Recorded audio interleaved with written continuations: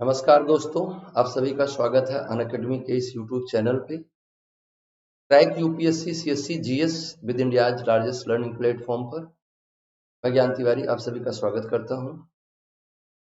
एक बहुत महत्वपूर्ण विषय पर हम लोग चर्चा कर रहे हैं, वो है हम एक मंथली मैगजीन कर रहे हैं जो कि योजना है। योजना का जनवरी 2021 के अंक पे हम लोग चर्चा कर रहे हैं। इससे पहले भी एक दो वीडियो उस पे जा चुके हैं, एक दो लेक्चर उस पे जा चुके हैं।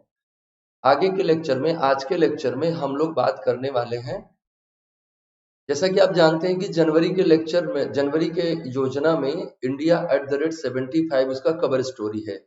इंडिया @75 का मतलब कि भारत के आजादी के 75 वर्षों में अलग अलग क्षेत्रों में भारत की क्या उपलब्धियां रही हैं। तो उस क्रम में हम कई सारी उपलब्धियों पर चर्चा कर रहे हैं। उसी में आज हम लोग पढ़ने जा रहे हैं कि स्पेस के क्षेत्र में, स्पेस टेक्नोलॉजी के क्षेत्र में भारत की उपलब्धियां क्या रही। जिस लेख पर हम लोग आज चर्चा करने जा रहे हैं बच्चों, ये इसरो के निदेशक डॉक्टर के सिवन के द्वारा लिखा गया है। तो आप अनुमान लगा सकते हैं कि इसकी उपयोगिता कितनी है, इसलिए आप हमारे साथ अंत तक बने रहें। हम मुद्दे पे आए उससे पहले थोड़ी बातें अनअकैडमी के बारे में आप जान लें, उसके एजुकेशन रिवॉल्यूशन के बारे में आप जान लें कि कैसे वो आप तक बहुत अच्छी चीजें बहुत इजी वे में कैसे पहुंचाने का प्रयास कर रहा है। अगर आप सब्सक्रिप्शन लेते हैं इसमें तो आपको क्या सारे फायदे होने वाले हैं। आपको डेली लाइव क्लासेस मिलेंगी और ये जो लाइव क्लासेस होंगी ये बिल्कुल वैसी ही होंगी जैसे आप फिजिकल क्लास एंजॉय करते हैं। जैसे सामान्यतया क्लास में आप रहते हैं, अपने एजुकेटर से बात करते हैं, अपने एजुकेटर से अपने डाउट्स पूछते हैं, वो सारी गतिविधियां आप यहाँ भी संचालित कर पाएंगे।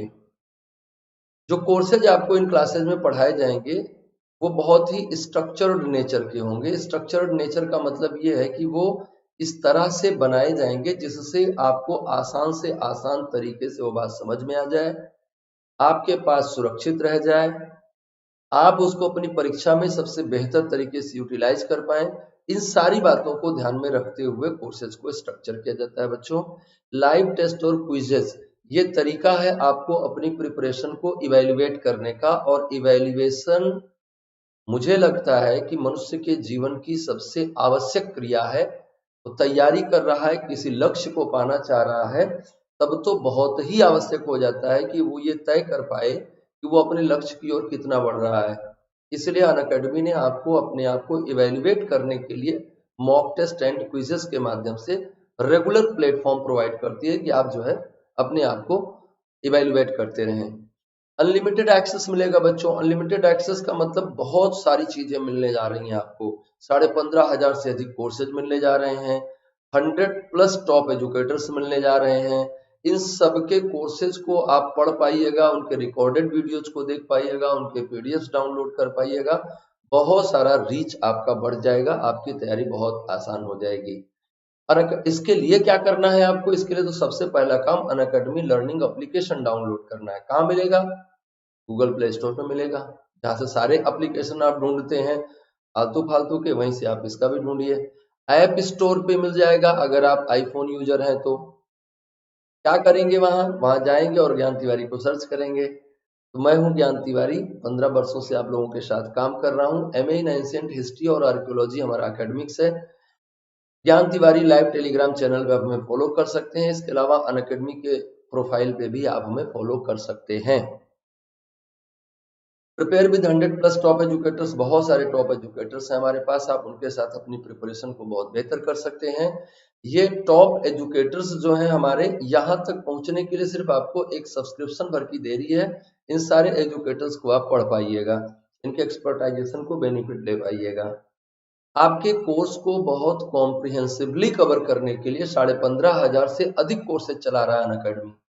और ये 15,500 से अधिक कोर्सेज बहुत ही रेलिवेंट हैं। बहुत ही रेलिवेंट का मतलब कि आप देखें क्या क्या सब्जेक्ट वो कवर कर रहे हैं और इन सब्जेक्ट्स की क्या यूटिलिटी है आपके पेपर में। तो आपको लगेगा हाँ, पूरा का पूरा सिलेबस बहुत कॉम्प्रिहेंसिवली कवर किया जा रहा है। तो अगर आप सब्सक्रिप्शन लेते हैं तो आपको एक कॉम्प्रिहेंसिव कवरेज भी मिलेगा अपने कोर्स कंटेंट का, है ना। तो कोर्स कंटेंट पे आपको बहुत सारा फायदा मिलेगा।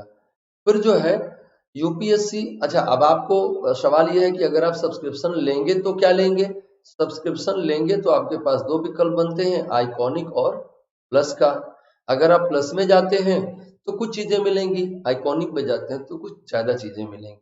ये जो ज्यादा एक्स्ट्रा चीजें मिल रही हैं 3-4, ये आपको बहुत ही आपकी प्रिपरेशन को स्ट्रांग बना देंगी।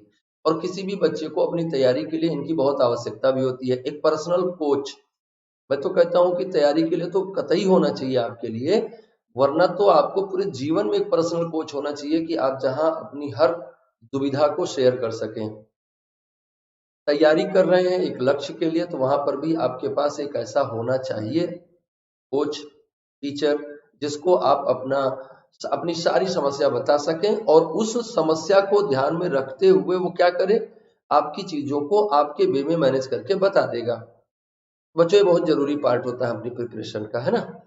अब बात यह है कि अगर आप प्लस में जाना चाहते हैं तो क्या शुल्क प्रदेय होगा, क्या आपकी देयता होगी, क्या आपके लायबिलिटीज होंगे।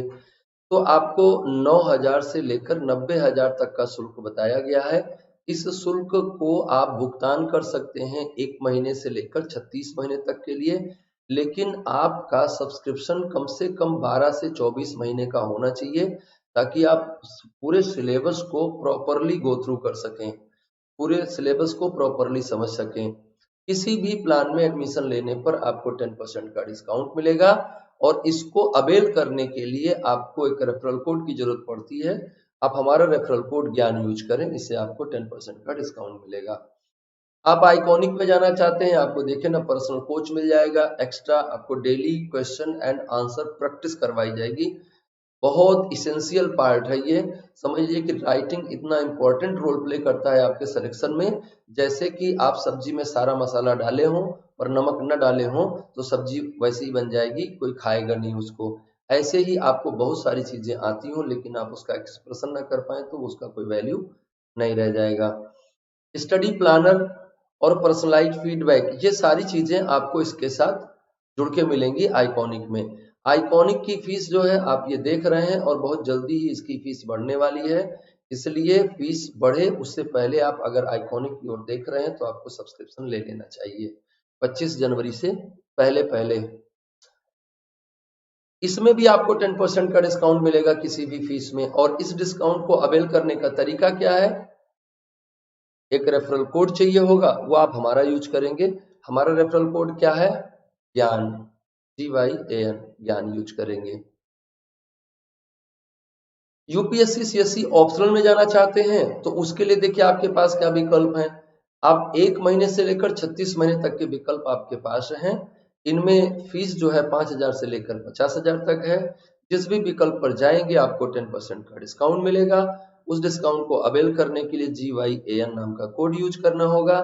आपको सलाह ये रहेगी कि आप कम से कम 1 साल का सब्सक्रिप्शन लें, ताकि आप अपने कोर्स को सही से समझ सकें, राइटिंग प्रैक्टिस कर सकें, बातों को समझ सकें। India's largest fortnight contest for UPSC चल रहा है। आप इसको जरूर से जरूर पार्टिसिपेट करें। ये बहुत बेहतरीन कॉन्टेस्ट है, कॉन्टेस्ट बेहतरीन है, आपको प्राइजेस मिलेंगे। उनसे ज्यादा जरूरी बात यह है कि इनके क्वेश्चंस को देखकर आपको यूपीएससी के फ्लेवर का अंदाजा लगेगा, यूपीएससी को समझ पाएंगे। तो आपकी प्रिपरेशन में एक तरह का इवैल्यूएशन भी जुड़ेगा इस पार्ट के साथ। और दूसरी सबसे खास बात यह होगी कि आपको एक चैलेंज लेने का मौका मिलेगा। इससे आपकी तैयारी थोड़ा इंप्रूव हो जाएगी इन बिटवीन जब तक आप टेस्ट देंगे, है ना। 45 मिनट का 60 क्वेश्चंस का टेस्ट होगा, जो कि 6 सेक्शन में रिलेटिव स्कोरिंग के साथ किया जाएगा।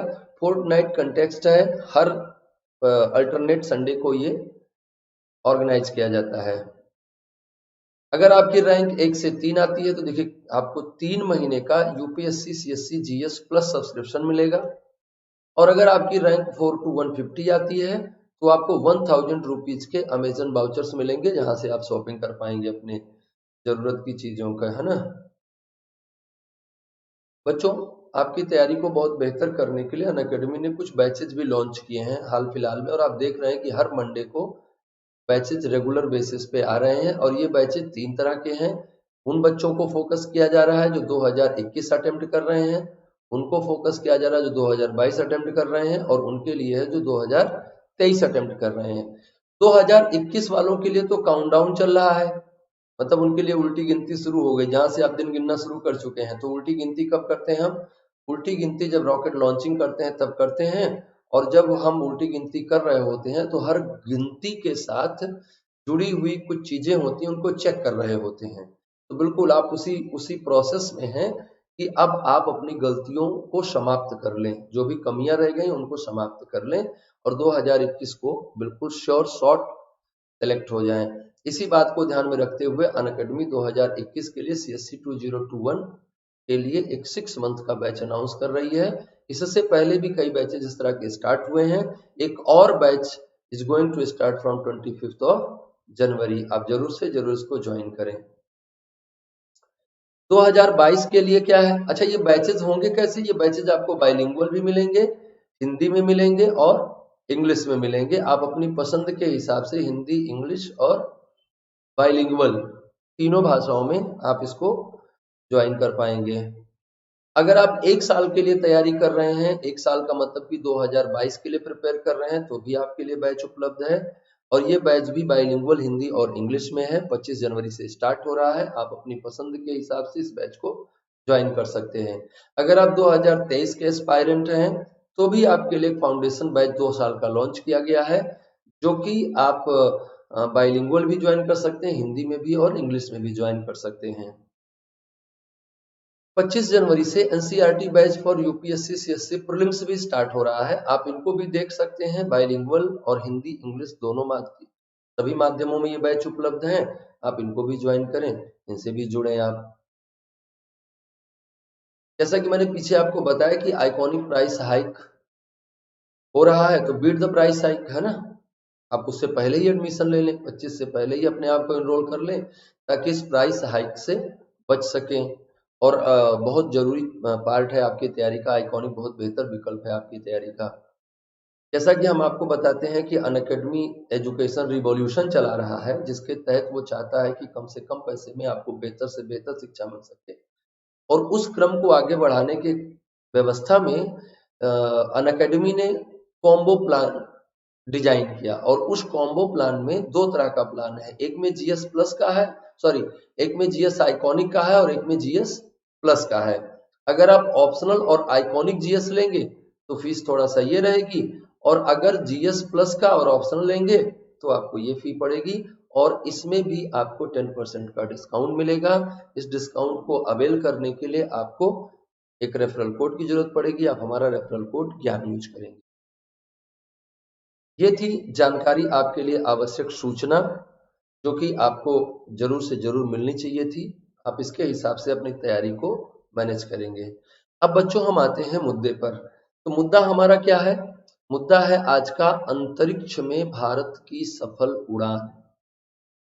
अंतरिक्ष में भारत की सफल उड़ान, है ना। ये टाइटल है उस आर्टिकल का जिसे लिखा है इसरो के निदेशक डॉक्टर के सिवन ने।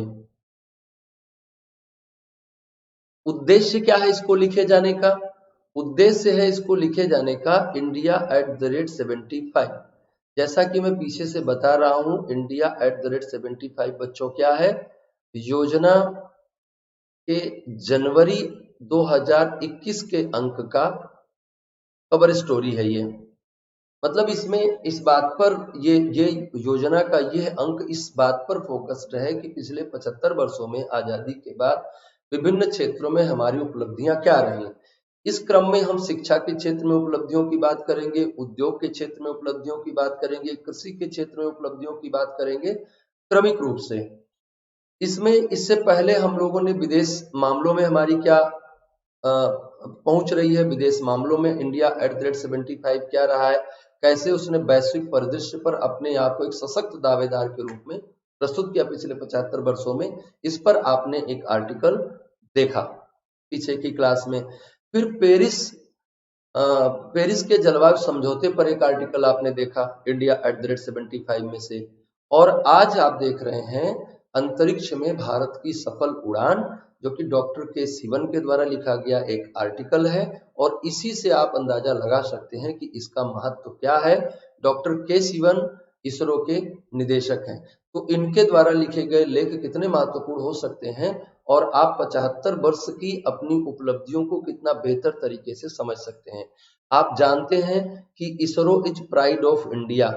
जिस तरह से इसरो का परफॉर्मेंस रहा है वो चीजें हमको बहुत ही गौरवान्वित कर रही हैं पूरे वैश्विक परिदृश्य में, पूरे विश्व में विज्ञान और प्रगति के परिदृश्य में, खासतौर से अंतरिक्ष प्रौद्योगिकी के क्षेत्र में, स्पेस टेक्नोलॉजी के क्षेत्र में हमारी जो रीच है वो दुनिया के बहुत सारे देशों से बहुत बेहतर है।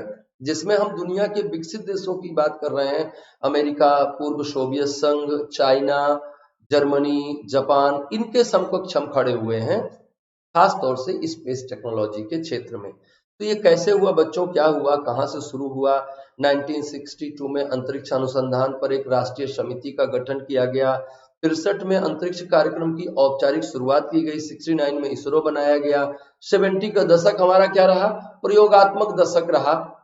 हम सीख रहे थे, बैलगाड़ी पर लाद के ले जा रहे थे अपने सैटेलाइट्स को, लॉन्चिंग के लिए जुगाड़ ढूंढ रहे थे। पहली बार जब लॉन्चिंग के लिए लोग बात कर रहे थे तो स्कूल के कमरे में बैठ के बात कर रहे थे, उनके पास ऑफिस नहीं था।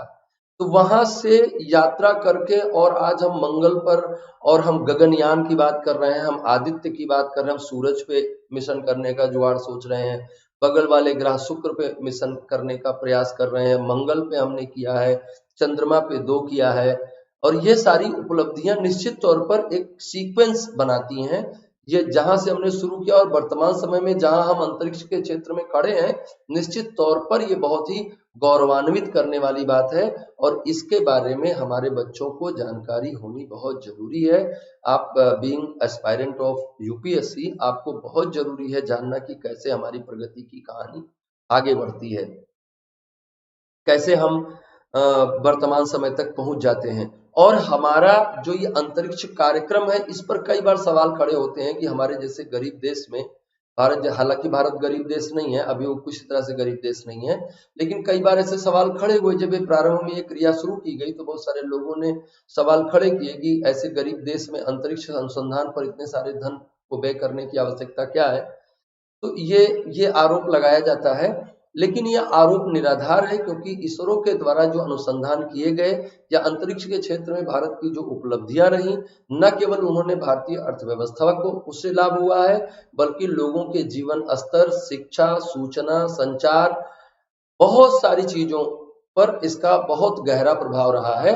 तो जो अनुसंधान पर पैसे खर्च हुए हैं उससे कहीं ज्यादा इसने इकोनॉमी को हेल्प किया है, इकोनॉमी को अपने डेवलपमेंट के काम में। तो बच्चों बहुत इंटरेस्टिंग होने जा रहा है, और मैं तो ये कहूंगा कि अगर ये इंटरेस्टिंग नहीं भी है तो भी आपको देखना चाहिए। अगर आपको ये मजा नहीं आ रहा है तो भी देखना चाहिए, क्योंकि आपके मजे के हिसाब से यूपीएससी प्रश्न नहीं बनाएगा, आपके इंटरेस्ट के हिसाब से यूपीएससी प्रश्न नहीं बनाएगा। आपको यूपीएससी के हिसाब से अपने इंटरेस्ट को एडजस्ट करना है। अगर आप ऐसा नहीं कर पा रहे हैं तो यूपीएससी के अलावा फिर दूसरे विकल्पों पर भी आपको सोचना चाहिए, है ना। तो बच्चों हम लोग आगे बढ़ते हैं और देखते हैं कि कहां से ये यात्रा शुरू होती है। तो योजना जनवरी 2021 के इस अध्याय में आपका स्वागत है। अंतरिक्ष में भारत की सफल उड़ान, ये आर्टिकल डॉक्टर के सिवन का है और योजना मैगजीन से लिया गया है विद द कर्टसी। तो हम इसको आगे बढ़ाते हैं, है ना। अभी शुरुआत में ये बहुत सारी बातें करेगा, अंदर जैसे जैसे जाएंगे आप तो 70 के दशक में हमारी क्या उपलब्धियां रही हैं, 80 के दशक में हमारी क्या उपलब्धियां रही हैं, 90 के दशक में क्या उपलब्धियां रही हैं। असल में उपलब्धियां किन क्षेत्रों में होती हैं बच्चों? अगर आप अंतरिक्ष विज्ञान के बारे में समझना चाहते हैं भाई अंतरिक्ष विज्ञान में हमारी उपलब्धियां क्या है, तो देखो दो तीन बातें समझनी है। एक तो आप उपग्रह बना लेने लगे, पहली उपलब्धि है। आपने सैटेलाइट बनाना प्रारंभ किया, ये क्या है? पहली उपलब्धि है। दूसरी उपलब्धि क्या है? सैटेलाइट लॉन्च करने की क्षमता आप में आ गई। दूसरी उपलब्धि क्या है बच्चों? उपग्रह प्रक्षेपण, है ना। तीसरी उपलब्धि क्या है? मानव अंतरिक्ष यान, अंतरिक्ष अभियान जिसमें मनुष्य भी शामिल हो। तो इस तरह से हम अपनी उपलब्धियों को क्रमिक रूप से देखेंगे। और अगर भारत के, अब चूंकि आप जानते हैं कि एक आर्टिकल में ही सारी चीजें तो अंतरिक्ष विज्ञान की आप नहीं समझ जाएंगे, और अगर आप ये सोचें कि पूरा स्पेस टेक्नोलॉजी एक क्लास में समझ में आ जाएगी तो नहीं, लेकिन स्पेस के क्षेत्र में पिछले 75 वर्षों में क्या प्रोग्रेस हुई है और उनमें क्या तारतम्यता रही है, एक के बाद एक कैसे डेवलपमेंट्स हुए हैं, इनकी स्टोरी को बहुत बेहतर आप इस क्लास में बच्चों समझ पाइएगा। तो हम उम्मीद करते हैं कि क्लास आपको बहुत अच्छी लगेगी और हमारे साथ आप अंत तक बने रहेंगे। अब हमारे साथ अंत तक अवश्य बने रहें।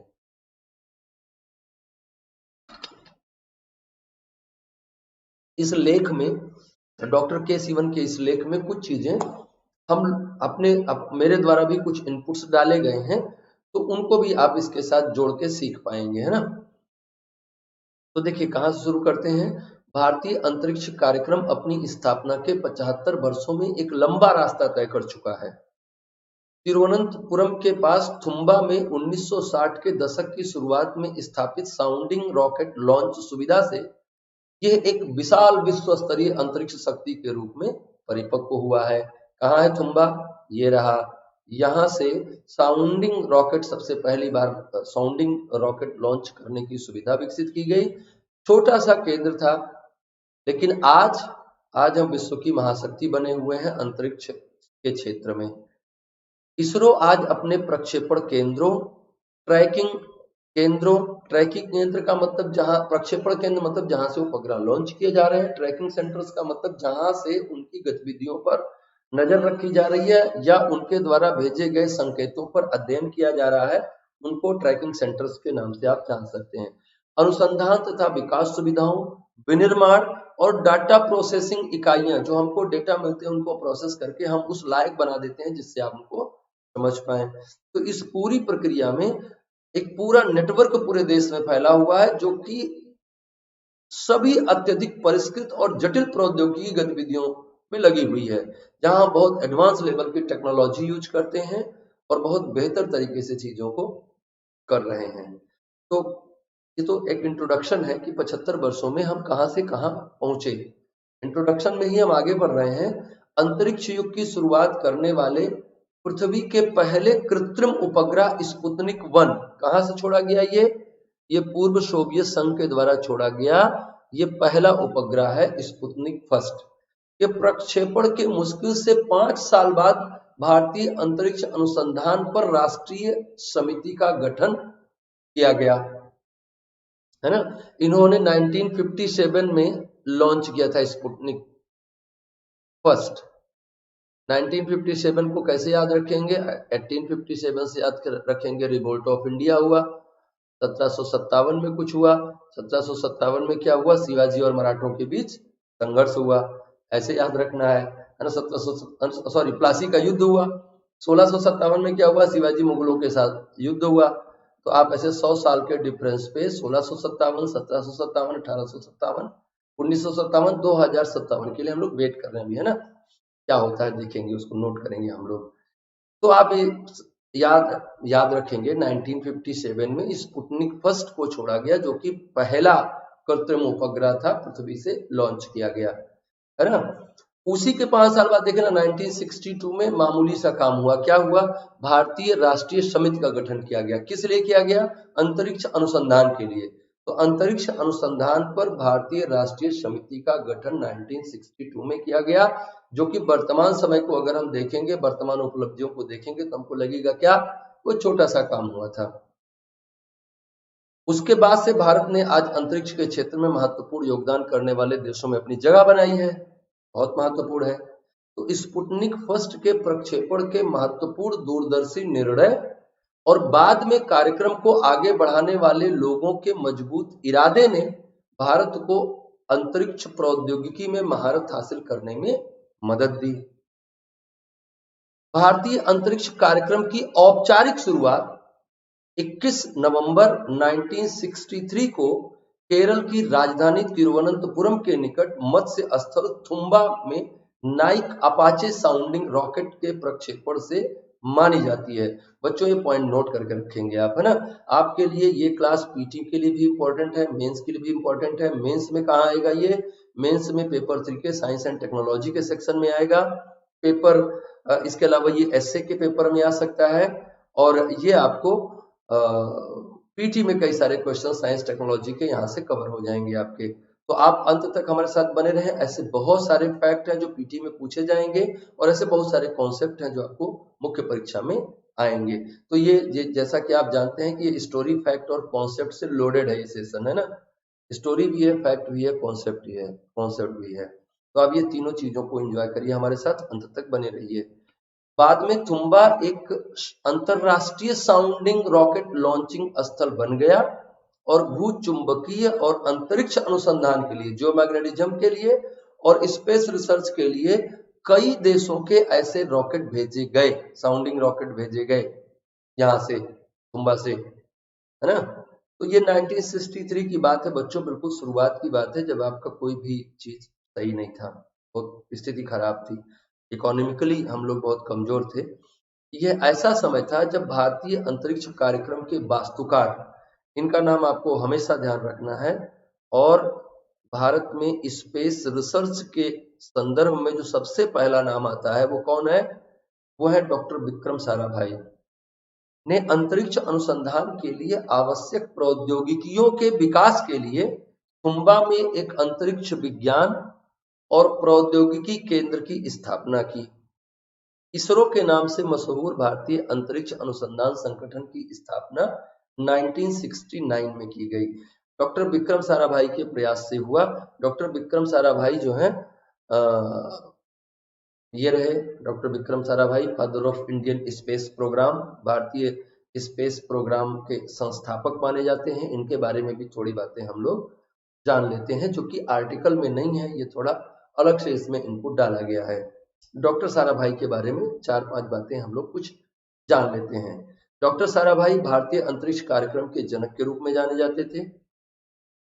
जाते हैं। उन्होंने अहमदाबाद में भौतिक अनुसंधान प्रयोगशाला, फिजिकल रिसर्च लेबोरेटरी स्थापित करने में महत्वपूर्ण भूमिका निभाई थी।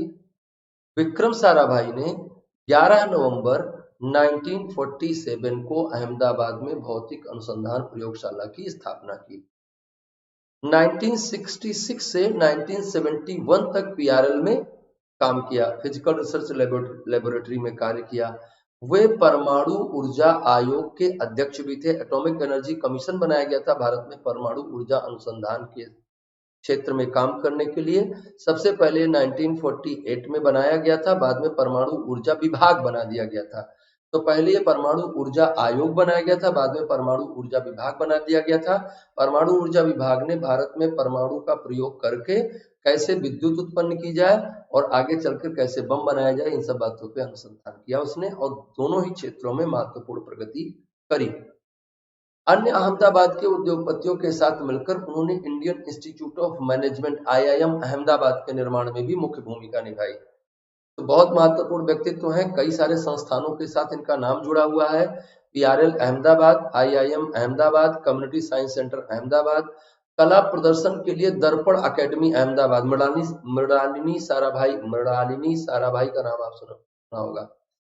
मृणालिनी साराभाई इनकी धर्मपत्नी थी और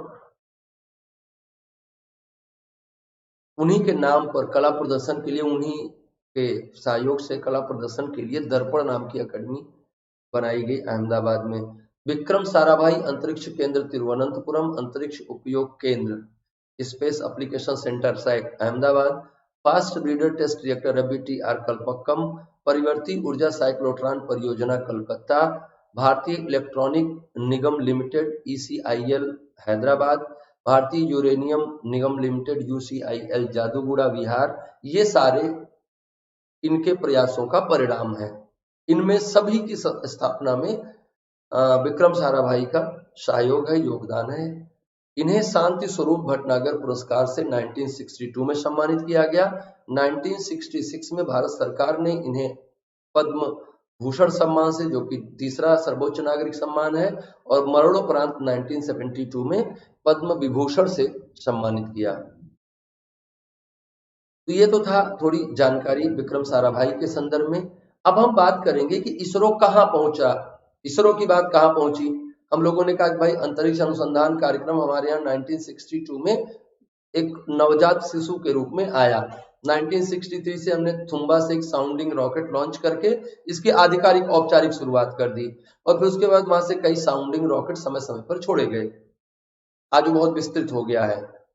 तो वहां से हमने शुरू किया। फिर हमने बताया कि 1969 में औपचारिक रूप से इसरो की स्थापना कर दी गई। फिर इसके बाद नाम आया विक्रम साराभाई का। तो हमने आपको कुछ बातें विक्रम साराभाई के संदर्भ में भी सूचित करी, बताई।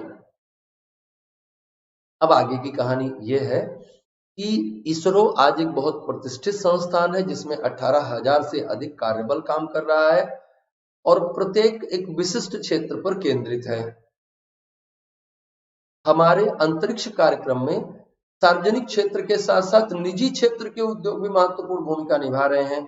जो भी लेटेस्ट पॉलिसी है, नवीनतम नीति है भारत सरकार की, उसने स्पेस रिसर्च में प्राइवेट सेक्टर को भी और उनके प्राइवेट स्टार्टअप्स को भी मौका दिया है। जैसे आप देख रहे हैं कि दुनिया के विकसित देशों में कई सारी प्राइवेट कंपनियां स्पेस रिसर्च के लिए काम करती हैं और अपने द्वारा जो भी चीजें उनके द्वारा जो भी चीजें रिसर्च की जाती हैं, जो भी तकनीकी विकसित की जाती है, वो उपयोगकर्ताओं को बेचती हैं। तो ऐसा भारत भी अपने चीजों को आगे बढ़ाने के क्रम में कर रहा है। बात समझ में आ रही है? इसके अलावा शैक्षणिक संस्थानों में भी भारतीय अंतरिक्ष कार्य में अपना योगदान दिया है। तो बहुत ही ग्लोरियस जर्नी रही है इसरो की, फ्रॉम आर्यभट्ट टू गगनयान, मंगलयान, चंद्रयान, एस्ट्रोसैट, इनसैट श्रृंखला के जो हमारे उपग्रह लॉन्च किए गए। तो बहुत प्रगति करी हमने, और बहुत प्रगति दोनों क्षेत्रों में करी। उपग्रहों के निर्माण के क्षेत्र में भी करी, उपग्रहों में प्रयुक्त तकनीकी के क्षेत्र में भी करी, और उपग्रहों की हमारी जो लॉन्चिंग कैपेसिटी है उस पर भी हमने बहुत डेवलप किया है। आगे धीरे धीरे करके आप सारी चीजों को देखेंगे बच्चों। अंत तक हमारे साथ बने रहिए ताकि पूरी सेशन को आप समझ पाए। 70 का दशक हमारे लिए सीखने का दशक था। जैसा कि मैंने बताया कि हम बहुत ज्यादा अभी बिल्कुल नए नए थे। 70 का दशक हमारे लिए सीखने का दशक था। कई प्रयोगात्मक उपग्रह बनाए गए जिसमें सबसे पहला आर्यभट्ट था। 19 अप्रैल 1975 को पूर्व सोवियत संघ के प्रक्षेपण केंद्र से इसे प्रक्षेपित किया गया। आर्यभट्ट के बाद बेहद सफल भारतीय उपग्रह कार्यक्रम की मजबूत नींव पड़ी, और भास्कर 1, भास्कर 2, आर्यभट्ट, ये हमारे समझ लीजिए कि प्रायोगिक चरण रहे। तो दो प्रायोगिक पृथ्वी अवलोकन उपग्रह भास्कर 1 और भास्कर 2 अच्छा खासा अनुभव प्रदान किया।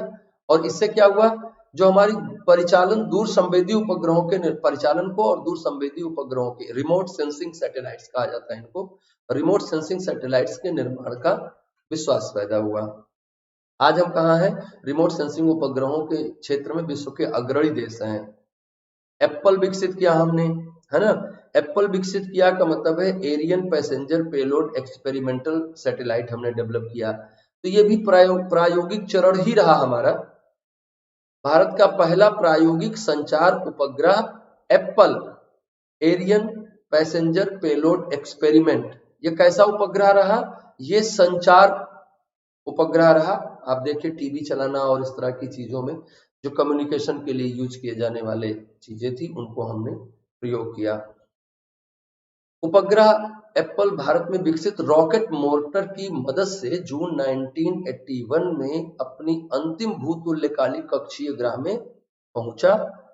हालांकि इसे यूरोपीय एरियन रॉकेट द्वारा प्रक्षेपित किया गया था।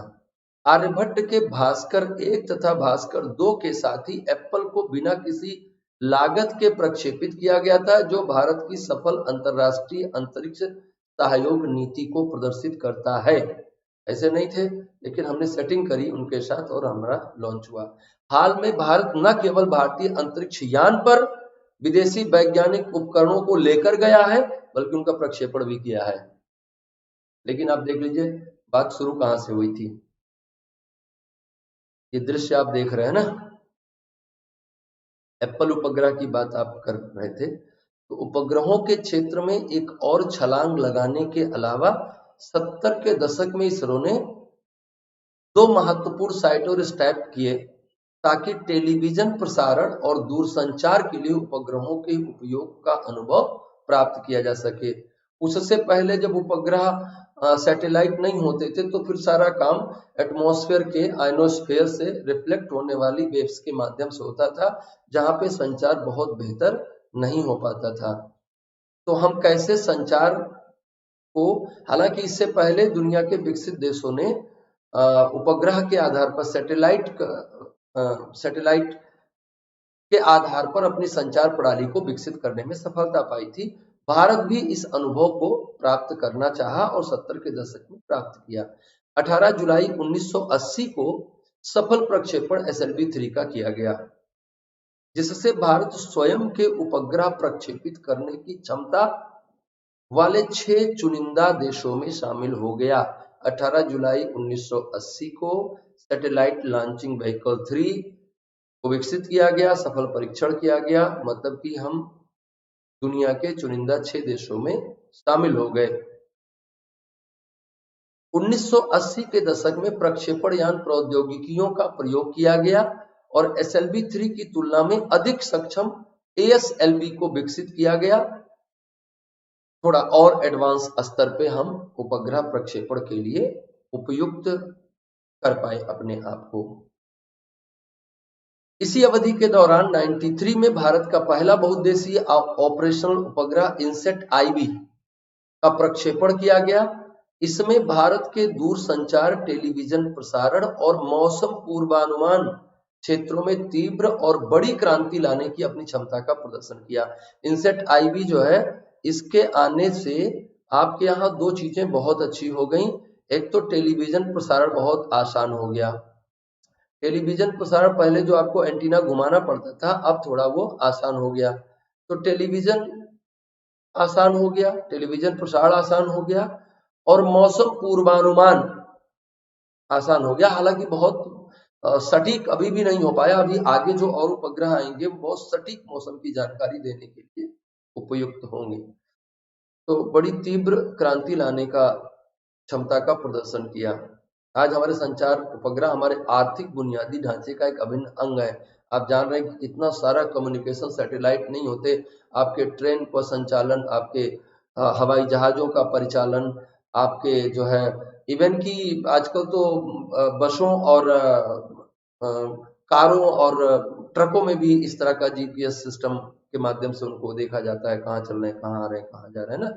तो बहुत ही हमारी आर्थिक ढांचे का बहुत एक महत्वपूर्ण हिस्सा बने हुए हैं और उनको ना होने से हमारा संचार सिस्टम बहुत इफेक्टिवली काम ना कर पाता। तो ये बहुत महत्वपूर्ण है। जरा जान लेते हैं एप्पल के बारे में। पीछे आपने पढ़ा था एप्पल के बारे में। एरियन पैसेंजर पेलोड प्रयोग या APPLE, Ariane passenger payload experiment या एप्पल, भारतीय अंतरिक्ष अनुसंधान संगठन द्वारा 19 जून 1981 को यूरोपीय अंतरिक्ष एजेंसी के एक प्रक्षेपण यान एरियन 1 द्वारा लॉन्च किया गया। ये सी बैंड ट्रांसपोंडर की एक प्रायोगिक संचार उपग्रह था। ये सी बैंड ट्रांसपोंडर क्या होते हैं या KU बैंड ट्रांसपोंडर क्या होते हैं, ये कुछ नहीं होते हैं, मतलब इनको ऐसा बहुत जरूरी होते हैं, मतलब टेक्निकल वर्ड से फंसने की जरूरत नहीं। पॉइंट ये कहना चाह रहा था मैं, इनको ये समझना है कि ये अलग अलग इनका अलग अलग वेवलेंथ के वेव के साथ काम करने वाले ट्रांसपोंडर्स होते हैं। अलग अलग उनका गीगाहर्ट्ज होता है। जैसे सी बैंड का गीगाहर्ट्ज कुछ और होगा, KU बैंड का कुछ और होगा, तो अलग अलग गीगाहर्ट्ज के ये ट्रांसपोंडर्स होते हैं और ये संचार ये उन वेव्स के लिए काम करते हैं जो संचार के लिए प्रयोग की जाने वाली रेडियो तरंगें होती हैं। कक्षा की ऊंचाई 35,786 किलोमीटर, स्थान द्रव्यमान 350 किलोग्राम, छोड़ा गया था गिनी स्पेस सेंटर से और मिशन 2 वर्ष और 3 महीने तक चला। एरियन 1 रॉकेट द्वारा इसे लॉन्च किया गया था। ये सारी बातें बच्चों PT के लिए महत्वपूर्ण होती हैं। 1988 में जब भारत में निर्मित पहले परिचालन उपग्रह IRS-1 में कक्षा से पृथ्वी की तस्वीर भेजना शुरू किया, तो यह एक जटिल दूर संवेदी उपग्रह को डिजाइन करने की भारत की क्षमता का संकेत था। क्या था? दूर संवेदी उपग्रह को डिजाइन करना, रिमोट सेंसिंग सैटेलाइट को डिजाइन करना, लॉन्च करना, रखरखाव करना उनसे आने वाली सूचनाओं को प्रोसेस करना, इन सारी क्षमता को प्रदर्शित किया भारत के IRS-1 ने, जो कि 1988 में निर्मित किया गया। क्या करता है ये? 900 किलोमीटर की ऊंचाई पर ध्रुवीय कक्षा में पोलर सैटेलाइट पोलर ऑर्बिट में रहेगा। पोलर ऑर्बिट में रहेगा तो पृथ्वी की परिक्रमा करेगा और किसके किसके चित्र भेजेगा और उनका कहां कहां प्रयोग होगा? कृषि के क्षेत्र में प्रयोग कर सकते हैं, वन सर्वेक्षण में इसका प्रयोग करते हैं, भूजल सर्वेक्षण में, खनिज और वानिकी जैसे क्षेत्रों में किया जाता है। IRS-1 के बारे में आप थोड़ा सोच लें, समझ लें। स्वदेशी अत्याधुनिक रिमोट सेंसिंग उपग्रहों की श्रृंखला का पहला उपग्रह था ये। पहली बार 17 मार्च 1928 को बैकानूर में सोवियत कॉस्मोड्रोम से एक ध्रुवीय सूर्य तुल्यकालिक कक्षा में सफलतापूर्वक लॉन्च किया गया। 17 मार्च 1988 12:13 PM IST। भारतीय अंतरिक्ष अनुसंधान संगठन द्वारा इसको विकसित किया गया था। बैकानूर कॉस्मोड्रोम साइट 31 से इसे लॉन्च किया गया था और रॉकेट था बोस्टोक 2M, एनर्जिया कंपनी के द्वारा इसे लॉन्च किया गया था। बात बच्चों आपको समझ में आ रही है? आप हमारे साथ अंत तक जुड़े रहें ताकि आप पूरी कहानी को समझ पाएं और इसमें पाए जाने वाले तथ्यों को भी आप अपने साथ संबद्ध कर पाएं।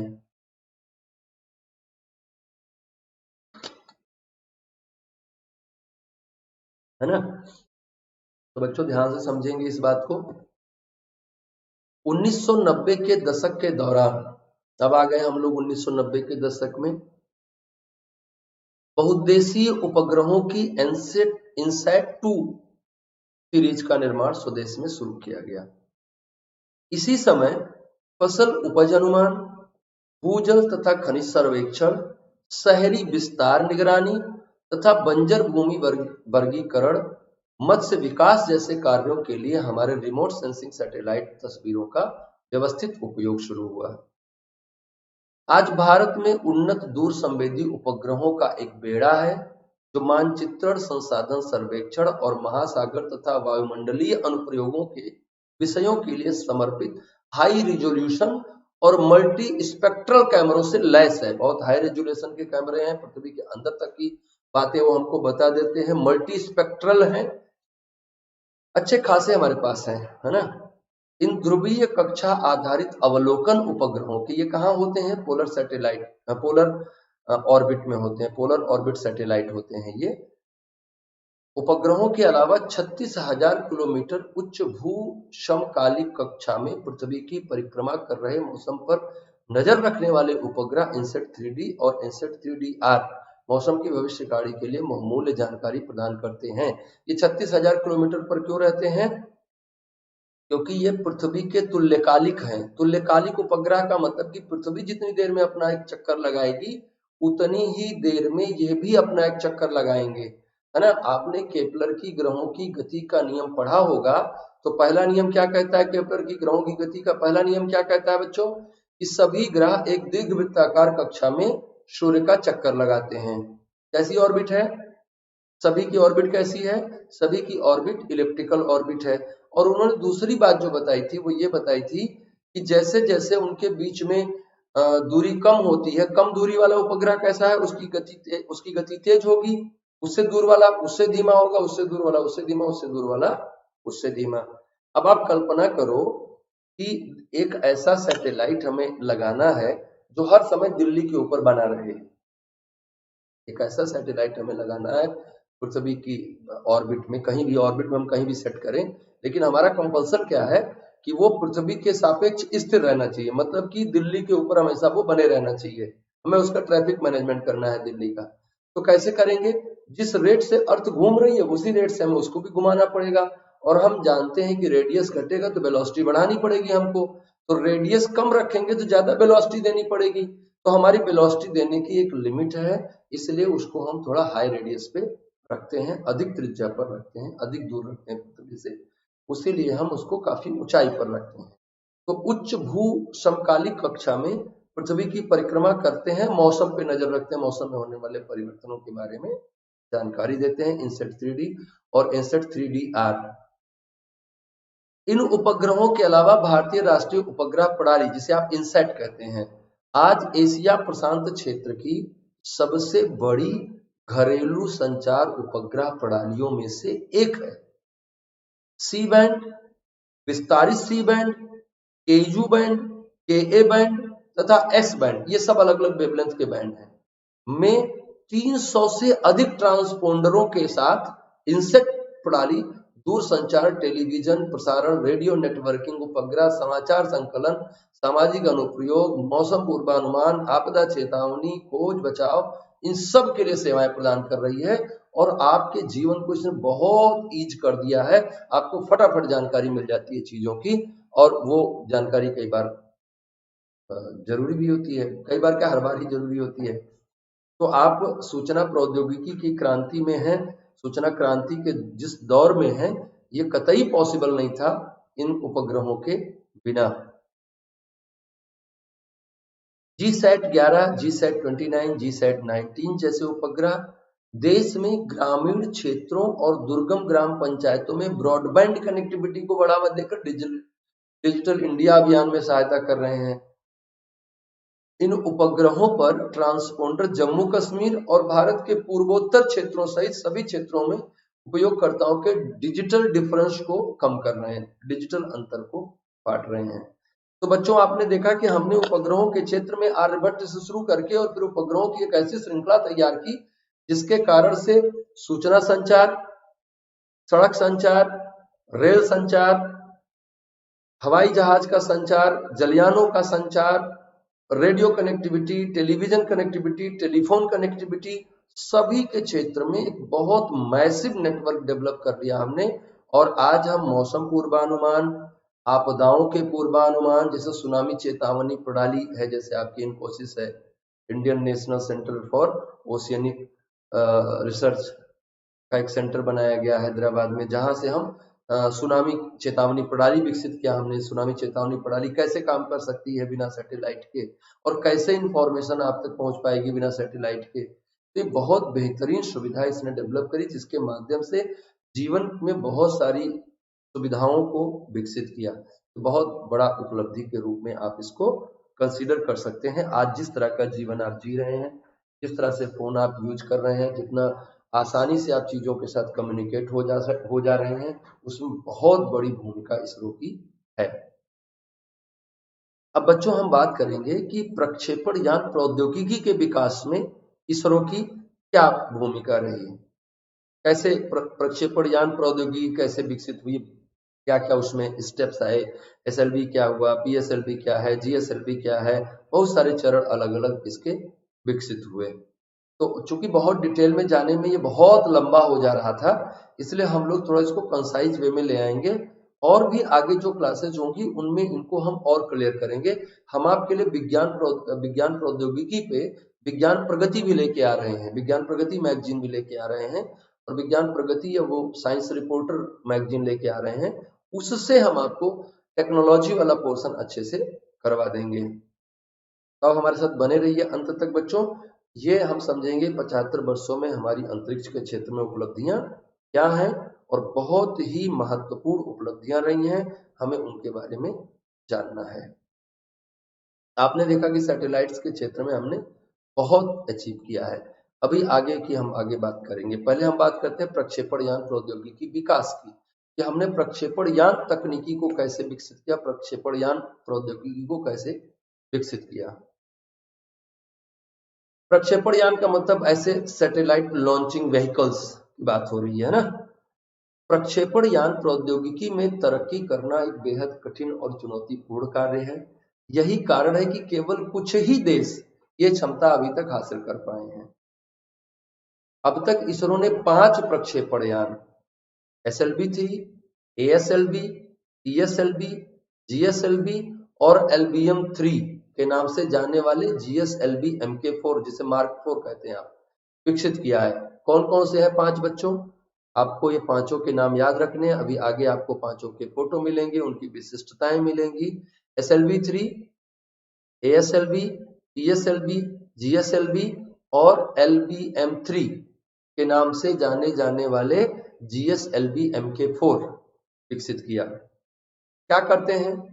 ये 3 तरह के प्रोडक्टों को प्रयोग किया जाता है, ठोस, तरल तथा क्रायोजेनिक। क्रायोजेनिक कोई अलग टाइप का प्रोडक्ट नहीं होता है, बल्कि वो बहुत लो टेम्परेचर पे काम करने वाले प्रोडक्ट क्या होते हैं? प्रोपेलेंट, ईंधन समझ लो, मोटी बात, ईंधन। तो ये 3 तरह के ईंधनों के क्षेत्र में रॉकेट की प्रौद्योगिकी में महारत हासिल की। भारत में 70 के दशक में अपना पहला प्रक्षेपण SLV-3 विकसित किया, पीछे हमने आपको बताया। 80 तथा 90 के दशक के शुरुआती दिनों में दूसरी श्रेणी के प्रक्षेपण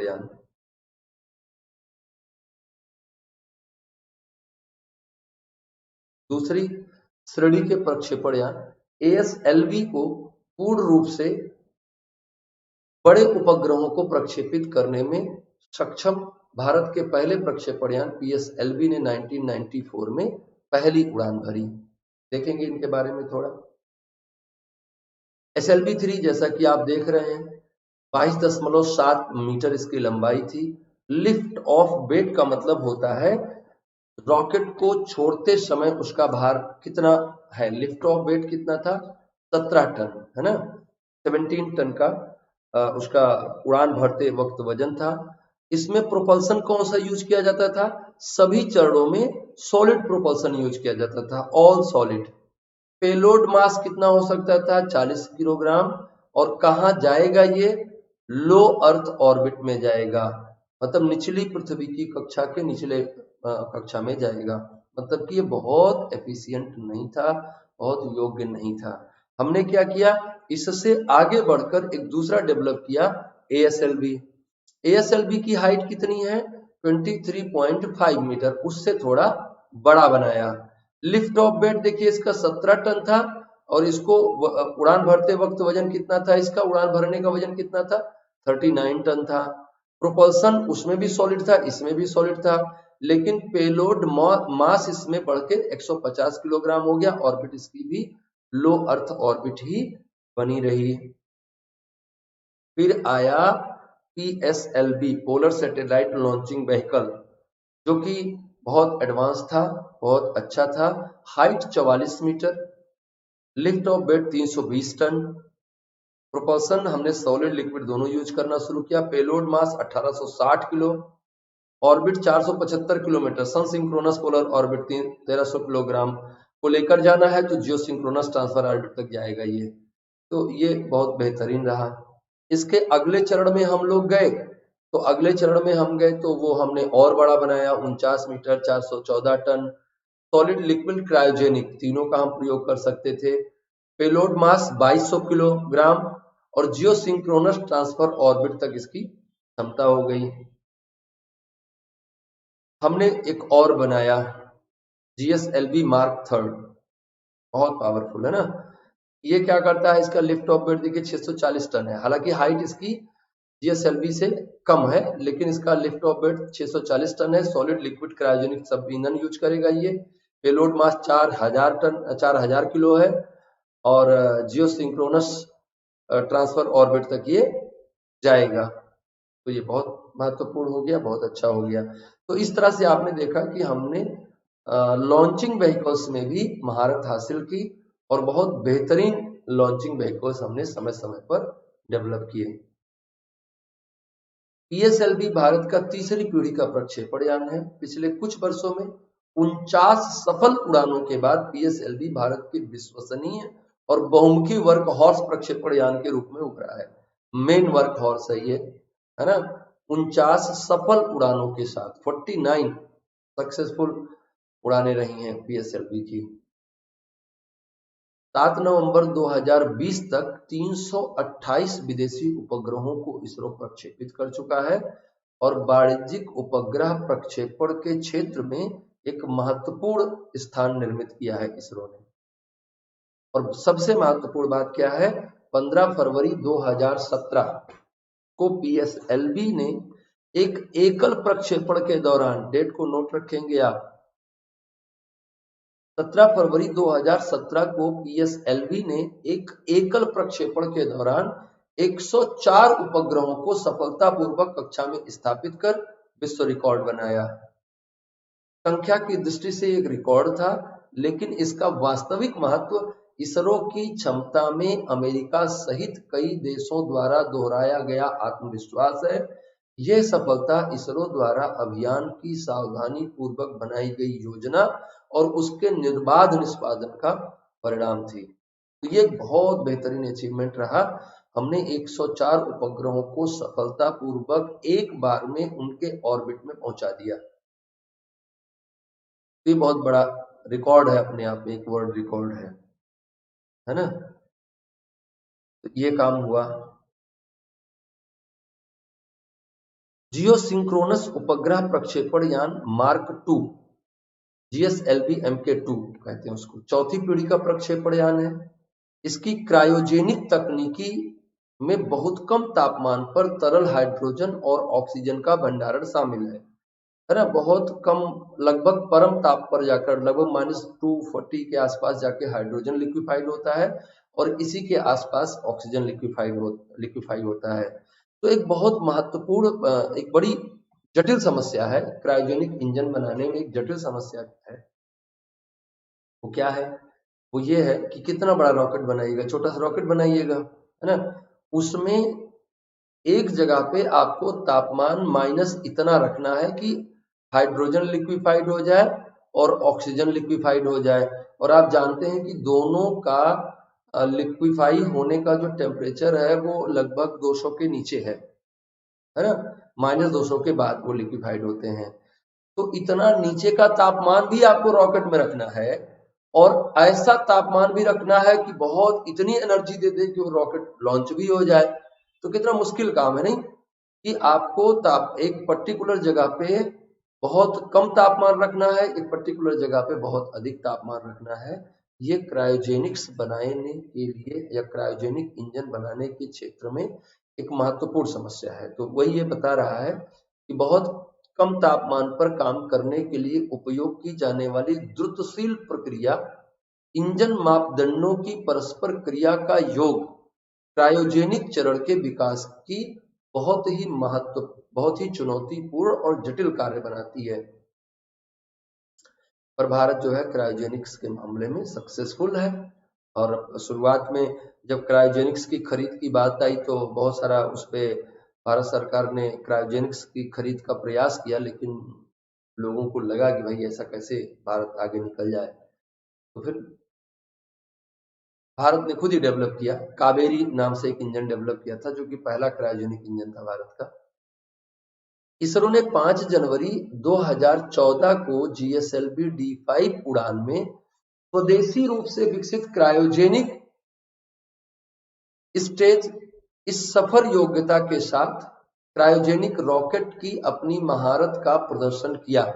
जनवरी 2014 में लगातार सफलता हासिल की है। जनवरी 2014 से लगातार सफलता हासिल की है। भारत के 5वीं पीढ़ी के उपग्रह प्रक्षेपण यान GSLV MK3 में 2 ठोस स्ट्रैप ऑन, एक कोर तरल बूस्टर और एक क्रायोजेनिक ऊपरी चरण है। यान का S4 टन वर्ग के उपग्रहों को जियोसिंक्रोनस ट्रांसफर ऑर्बिट में या लगभग 10 टन भार के उपग्रहों को लो अर्थ ऑर्बिट में ले जाने के लिए डिजाइन किया गया है। हम अगली क्लास में ये कौन कौन सी ऑर्बिट हैं उन पर भी चर्चा करेंगे। लो अर्थ ऑर्बिट क्या है, जियो सिंक्रोनस ट्रांसफर ऑर्बिट क्या है, जियो स्टेशनरी ऑर्बिट क्या है, बहुत सारे मुद्दों पर हम लोग बात। अभी बहुत बड़ा हो जाएगा ये सेशन अगर हम इन सब चीजों को, सारे टेक्निकल वर्ड्स को डिफाइन करने का प्रयास करेंगे तो। लेकिन इन सारे टेक्निकल वर्ड्स को डिफाइन करने के लिए हम अलग अलग वीडियो आपको, अलग अलग लेक्चर आपको बनाएंगे।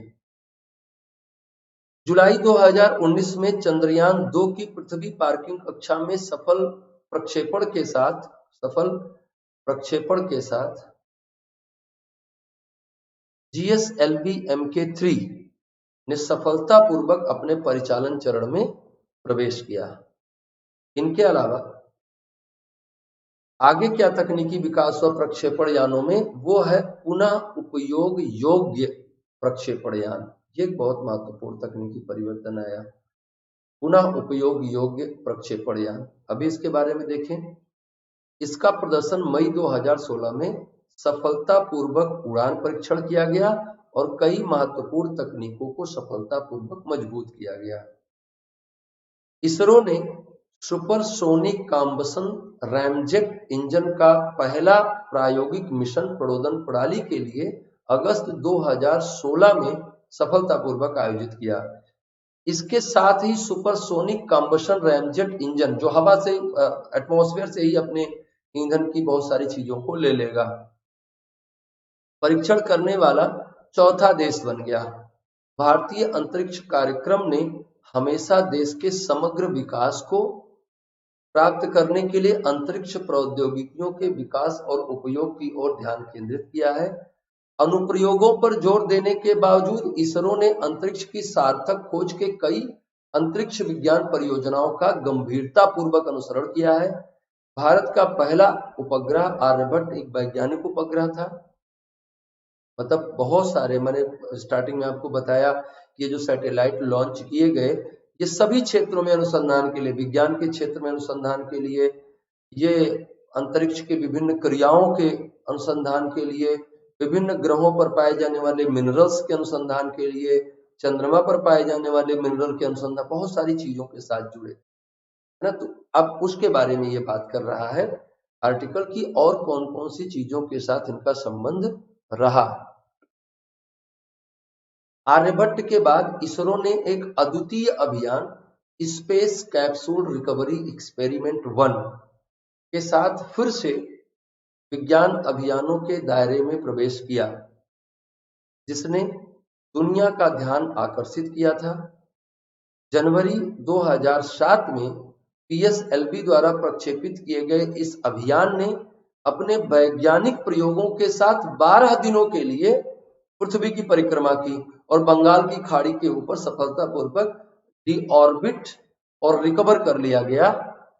इसने पुनः प्रयोज्य प्रक्षेपण यान और मानव अंतरिक्ष उड़ान के लिए आवश्यक कई प्रौद्योगिकियों को प्रमाणित किया। मतलब अब हम कहाँ पहुंच गए हैं? अब हम पहुंच गए हैं इस स्तर पे कि हम ऐसे प्रक्षेपण यानों का प्रयोग करेंगे जो नष्ट नहीं होंगे। इससे कई फायदे होंगे।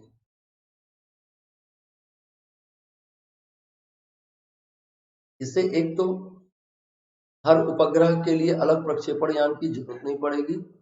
इससे आपका पैसा बचेगा, संसाधन बचेंगे, पहली बात। दूसरी बात, जो हम बाहरी पृथ्वी के बाहरी कक्षाओं में बहुत सारा प्रदूषण फैला रहे हैं, बहुत सारा कचरा कर रहे हैं, उससे बच जाएंगे, है ना। उनको फिर से डीऑर्बिट करके रिकवर कर लेंगे, है ना। और ये भी क्या बता रहा है कि डीऑर्बिट करने का मतलब हम गए और आए, दोनों बात हुई ना। तो गए और आए मतलब मानव अंतरिक्ष उड़ान के लिए भी आवश्यक प्रौद्योगिकी की बात ये करेगा। बात करते हैं चंद्रयान की, है ना। बहुत महत्वपूर्ण भारत की उपलब्धि के तौर पे आप इसको गिन सकते हैं बच्चों, बहुत इंपॉर्टेंट है ये पॉइंट। जब भी आप ऐसा कोई आर्टिकल बनाएं कि इंडिया @75 में या भारत के अंतरिक्ष के क्षेत्र में उपलब्धियों की बात जब भी आप करेंगे तो आप चंद्रयान 1 स्पेसक्राफ्ट की बात जरूर करेंगे, तो आपको बात समझ में आएगी। भारत के अंतरिक्ष विज्ञान अभियान चंद्रयान 1 मंगल ग्रह कृत्रिम उपग्रह मार्स ऑर्बिटल मिशन का नाम आपने देखा, जिसमें मंगलयान बन गया, है ना। उसकी भी बात हम लोग करेंगे आगे। कृत्रिम उपग्रह अभियान एस्ट्रोसैटेलाइट, जो कि बहुत सारी चीजों का अध्ययन करेगा, अभी आगे उसकी भी बात करेंगे। और चंद्रयान 2 ने लाखों भारतीयों और साथ ही बाहरी दुनिया का ध्यान आकर्षित किया। पीएसएलवी द्वारा 22 अक्टूबर 2008 को प्रक्षेपित किया गया 1380 किलोग्राम का चंद्रयान 1 अंतरिक्ष यान 3 हफ्तों में सफलतापूर्वक चंद्रमा पर पहुंचा दिया गया।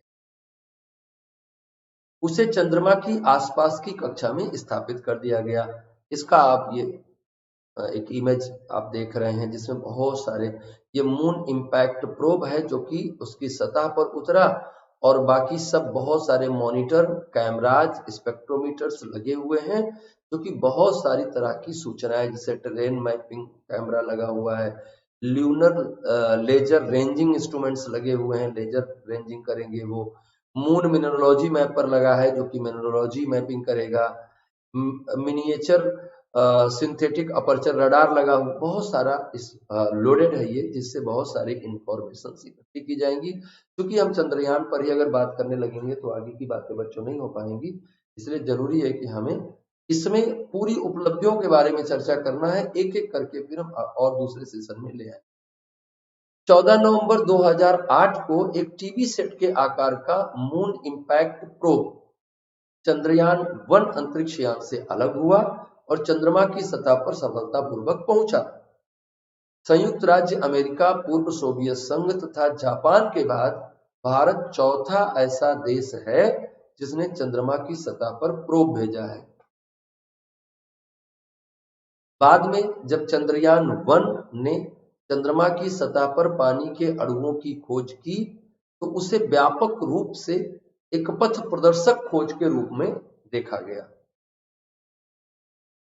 चंद्रयान 1 की सफलता से उत्साहित इसरो ने मंगल ग्रह पर भेजने के लिए मानव रहित अंतरिक्ष यान बनाने, प्रक्षेपित करने और नेविगेट करने की भारत की क्षमता का प्रदर्शन करने के लिए मंगल ऑर्बिटर मिशन को संपादित करने का प्रयास किया, जिसे पीछे हम लोगों ने बात करी। चंद्रयान 1 सफल रहा। अब अगला कदम कहां था, चलेंगे मंगल पे। 5 नवंबर 2013 को PSLV द्वारा प्रक्षेपित किया गया 1340 किलोग्राम का मंगल ऑर्बिटर अंतरिक्ष यान 24 सितंबर 2014 को मंगल पर पहुंचा। इसके साथ ही इसरो सफलतापूर्वक मंगल की कक्षा में अंतरिक्ष यान भेजने वाली चौथी अंतरिक्ष एजेंसी बन गई। पहले अभियान में ही सफलता हासिल करना इसरो की एक और उपलब्धि बन गई। इसरो की एक और उपलब्धि है पहले ही अभियान में सफलता हासिल करना। इस सारी डेट, सारे नाम याद रखने बच्चों, आपको अपने कॉपी पे आप नोट कर लीजिए, नोट्स बना लीजिएगा इनका जरूर से जरूर। PSLV द्वारा सितंबर 2015 में प्रक्षेपित किया गया एस्ट्रोसैट पहला समर्पित भारतीय खगोल विज्ञान अभियान है, जिसका उद्देश्य क्या है, खगोल का अध्ययन करना, एस्ट्रो स्टडी करना, जिसका उद्देश्य क्या है, एक्सरे, ऑप्टिकल और यूवी स्पेक्ट्रम बैंड में आकाशीय स्रोतों का एक साथ अध्ययन करना। यूवी अल्ट्रावायलेट स्पेक्ट्रम बैंड में आकाशीय स्रोतों का एक साथ अध्ययन करना। एस्ट्रोसैट ने हाल ही में अल्ट्रा बैंगनी प्रकाश में आकाश गंगा में एक की खोज करके एक बड़ी सफलता हासिल की है। चलते चलते चंद्रयान 2 की भी बात कर लेते हैं। चंद्रयान 2 मिशन भारत का दूसरा चंद्र अभियान है, जिसे 22 जुलाई 2019 को सफलतापूर्वक प्रक्षेपित किया गया था। चंद्रयान 2 ऑर्बिटल अंतरिक्ष यान को उसके निर्धारित कक्षा में स्थापित किया गया था। ऑर्बिटर पर 8 उपकरण लगातार उपयोगी विज्ञान डाटा प्रदान कर रहे हैं, जो चंद्रमा के विकास और द्रव्य क्षेत्रों में खनिजों और पानी के अणुओं के मानचित्रण की हमारी जानकारी को समृद्ध करेंगे। कई संचार, मौसम विज्ञान, सुदूर संवेदन और वैज्ञानिक उपग्रहों के सफलतापूर्वक निर्माण के बाद इसरो ने भारतीय तारामंडल के साथ नेविगेशन को सफलतापूर्वक स्थापित और संचालित किया है, जो भारत और उसके आसपास के उपयोगकर्ताओं को अत्यधिक सटीक स्थिति नेविगेशन और समय की जानकारी प्रदान करता है। मोबाइल टेलीफोनी के लिए प्रोटोकॉल विकसित करने वाले वैश्विक मानक निकाय तीसरी पीढ़ी भागीदारी योजना ने इसको मंजूरी दी है, जिसमें क्वालकॉम, मीडियाटेक, ब्रॉडकॉम ऐसे प्रमुख मोबाइल चिपसेट निर्माताओं ने अपनी रिलीज में इसको शामिल किया है। इन चिपों का प्रयोग करते हुए Xiaomi और OnePlus में पहले से ही नेवाइसी सिग्नल प्राप्त करने में सक्षम प्रोसेसर के साथ मोबाइल हैंडसेट जारी किए हैं उनको इनकी जरूरत पड़ेगी। इनके अलावा GPS aided geo augmented navigation GAGAN के माध्यम से इसरो नागरिक उड्डयन अनुप्रयोगों के लिए आवश्यक सटीकता और अखंडता के साथ सैटेलाइट आधारित नेविगेशन और भारतीय एयर स्पेस पर बेहतर हवाई यातायात प्रबंधन सेवाएं प्रदान कर रहा है। इसरो ने विभिन्न अनुप्रयोगों के लिए उपग्रहों के निर्माण प्रक्षेपण में विद्यार्थियों को भी सुविधा प्रदान की है। इसरो द्वारा अब तक विद्यार्थियों के 10 उपग्रहों को प्रक्षेपित किया गया है। गगनयान योजना पर भी थोड़ी बात हम लोग कर लें।